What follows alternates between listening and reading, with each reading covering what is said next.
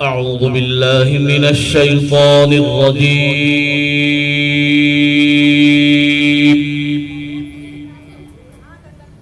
بسم الله الرحمن الرحيم.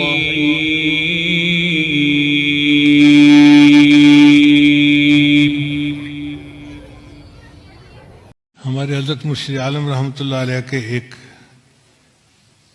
مرید تھے، عالم تھے، مسلم شریف پڑھاتے تھے. انہوں نے زندگی کے کوئی 25 سال مسلم شریف پڑھائی تھی.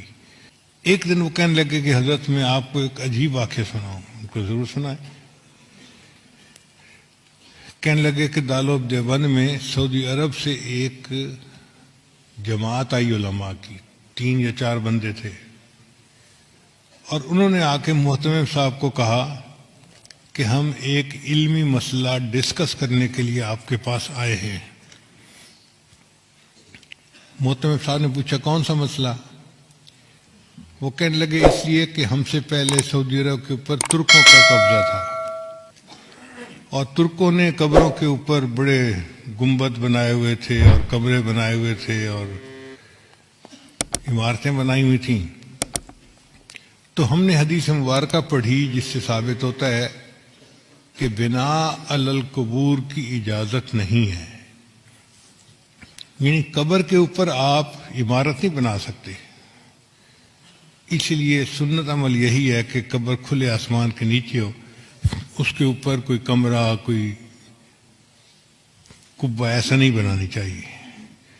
تو جنت بقیع میں جتنے کبے بنے ہوئے تھے ہم نے سب گرا دیے. اب مسئلہ آیا گنبد خضرا کا. تو کچھ علماء کہتے ہیں کہ حدیث مبارکہ کی روشنی میں ہمیں گنبد خضرا کو بھی گرا دینا چاہیے. تو ہم نے جو بادشاہ ہے اس کو اپنی ریکمنڈیشن دیں. بادشاہ نے کہا کہ نہیں، یہ امت مسلمہ کا مسئلہ ہے، پہلے تم مختلف ملکوں میں جا کے علماء کو اپنے کانفیڈنس میں لو، اگر سب متفق ہیں تب قدم اٹھائیں گے، ورنہ نہیں اٹھاتے. تو ہم علماء کی جماعت آپ سے بحث کرنے کے لیے آئے ہیں کہ کیا یہ حدیث مبارکہ صحیح ہے، اور اگر صحیح ہے تو اس پر عمل کرنا پڑے گا.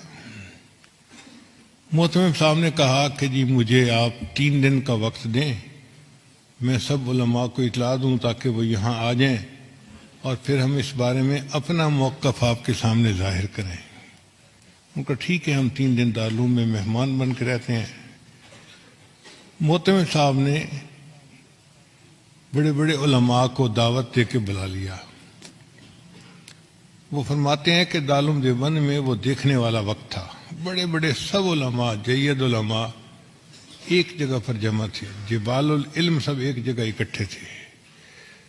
اور جو آخری رات تھی وہ تو پوری رات ہی علماء اس مسئلے پر آپس میں ڈسکس کرتے رہے، کتابیں پڑھتے رہے، اور کچھ لوگ روتے رہے، دعائیں مانگتے رہے کہ یا اللہ بہت نازک مسئلہ ہے، ہم سے اس کے کرنے میں کوئی کمی نہ رہ جائے، کوتاہی نہ ہو جائے. اگلا دن ہوا، عصر کی نماز کے بعد مجمع بیٹھا تھا، تو محتمم صاحب نے ان علماء کو کہا کہ جی آپ سب علماء کے سامنے اپنا موقف پیش کریں، پھر جواب ہم دیں گے. تو ان کے جو امیر تھے وہ کھڑے ہوئے اور انہوں نے بیان کیا کہ بخاری شریف کی یہ حدیث ہے، اور اس سے ثابت ہوتا ہے کہ بنا علی القبور کی اجازت نہیں ہے. تو ہم نے جنت بقیع کے اندر تو قبروں پر جتنی عمارتیں تھیں سب گرا دیں. اب مسئلہ ہے گنبد خضرا کا. تو ہم آپ لوگوں سے یہ پوچھنے آئے ہیں کہ بتائیں کیا اس حدیث کے اوپر آپ کو کوئی اعتراض ہے، کوئی جرح ہے کسی راوی کے اوپر، یا کوئی کمی کسی طرح کی بھی ہو، کوئی شغم ہو تو بتائیں. تو جب انہوں نے پوچھا تو تھوڑی دیر کے لیے سارا مجمع خاموش. کہیں کہیں سسکیوں کی آواز آتی،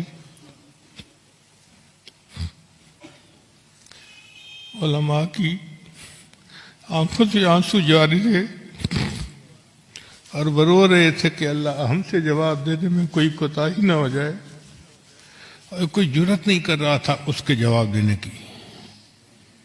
اتنے میں حضرت اقدس تھانوی رحمۃ اللہ علیہ کھڑے ہوئے اور حضرت نے فرمایا کھڑے ہو کر، الحمدللہ اللہ نے اس مسئلے میں مجھے شرح صدر عطا فرما دی ہے۔ تو اس نے پوچھا کہ شرح صدر سے کیا مراد ہے؟ حضرت نے فرمایا کہ شرح صدر یہ کہ یہ حدیث بالکل صحیح ہے، اس کے کسی راوی کے اوپر کوئی اعتراض نہیں ہے، کوئی جرح نہیں ہے، اور ہر لحاظ سے یہ حدیث صحیح بھی ہے سند متصل کے ساتھ، اور صحیح مضبوط ہے مضمون اس کا۔ تو جو ان کے امیر تھے وہ کہنے لگے کہ اس کا مطلب یہ ہوا کہ اگر یہ حدیث صحیح ہے تو پھر تو نص ہو گئی، اس کے اوپر عمل کرنا ہمارے لیے ضروری ہو گیا، تو کیا ہم گنبد خضرا گرا سکتے ہیں؟ تو حضرت تھانوی رحمۃ اللہ نے جواب دیا،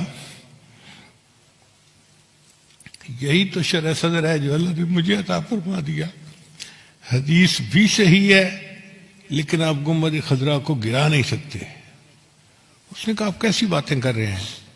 جب حدیث صحیح ہے تو پھر اس گنبد خضرا کو گرانے میں رکاوٹ کیا ہے؟ حضرت نے فرمایا اس کی وجہ یہ کہ حدیث پاک کے مطابق بنا علی القبور کی اجازت نہیں ہے، کہ قبر کے اوپر کوئی عمارت، کوئی کمرہ، کوئی جبہ کبہ بنانے کی اجازت نہیں ہے۔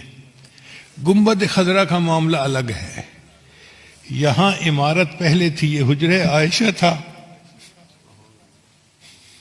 اور نبی اسلام کی قبر مبارک بعد میں اس کے اندر بنائی گئی، لہذا اب اس عمارت کو کوئی بندہ گرا نہیں سکتا۔ ایسا جواب تھا کہ وہ لوگ مطمئن ہو گئے۔ گنبد خضرا آج بھی ہے، اور اکابر علماء دیوبند کی عشق نبی کی دلیل دے رہا ہے۔